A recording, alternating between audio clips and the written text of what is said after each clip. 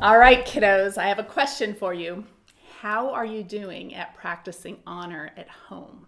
Remember, we reviewed that last week, and the three important things that we need to remember about honor is we need to remember to treat others as special, to do more than what's expected, and to have a good attitude. So I hope you've been practicing that this week and that you've seen wonderful things happen because of it, that you and your family have been able to have a good time together because you're practicing honor.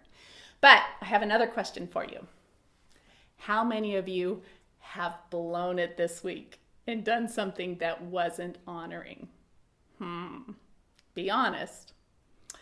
So here's the deal. Everybody blows it. Miss Cathy blows it. Your parents blow it.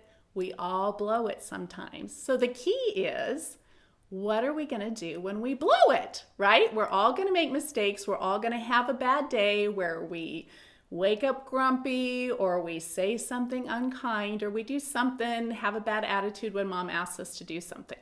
The key is, what will we do when that happens? So today, what I want to do is to teach you the 7 magic letters. Now, for those of you who have done Disciple Land with me, you might remember these 7 magic letters. But the 7 magic letters are magic because they can take a situation that is going, oh, so bad in the wrong direction, and these 7 magic letters can turn it around, all the way around. So now that you're heading back in a good direction. Now, what 7 magic letters could possibly do that? The letters are I plus M plus S plus O plus R plus R plus Y. Did anybody figure it out? It's I'm sorry. So I want to explain to you how this works. So let's say that you and your sister are both wanting to play with the same toy, or maybe the video game remote, and you're both going after it at the same time. And because you're bigger than your sister, you grab it and you push her down. Your mom comes in and she says, he pushed me down, and you say, but she did this, right? And you're both blaming each other. And your mom says, I think you both need to take a break and go to your rooms. So you go to your room and you're all feeling terrible about this and thinking, this is so unfair. I should have had that remote. But here's the point, that you make a choice, right? You can sit in your room and you can just pout and have a bad attitude, or you can think, you know what? I wasn't very honoring. I didn't treat my sister very well just now. And you can think, you know what? I need to go make that right. And maybe I can handle it differently next time. Maybe next time that happens, we could say, let's take turns. And I can say, why don't you go first? And then I'll take a turn after you're done. So then when it's time to get out of your room, instead of coming out with a bad attitude, you come out and you look at your sister and you say, hey, sis, I'm sorry. That was really dishonoring what I did. How about next time we just take turns, and why don't you start? And the amazing thing happens when you say, I'm sorry, is that everybody's like, oh, okay, now we can be at peace again, and now we can move forward and continue honoring each other. But if you don't say I'm sorry, things will continue to go bad. So that's why these are magic words. But I have to warn you something about these magic words. These magic words aren't magic. These letters aren't magic in themselves.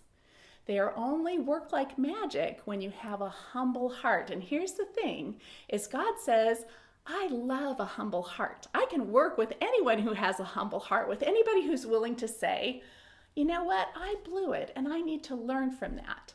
But he says, I can't work with people who will never admit that they're wrong, who are too proud to admit that they're wrong. So you have to say I'm sorry with a humble heart. So let me give you an illustration of an I'm sorry that doesn't work. Have you ever done this? Your mom says, you need to tell your sister that you're sorry. And you go, sorry. Do you think your sister thinks you're really sorry? Or what if she says, come on now, you need to say I'm sorry. And you go, I'm sorry already. Do you think your sister thinks you're really sorry? What if you say, well, I'm sorry I did that, but if you hadn't tried to get the remote, that would never have happened.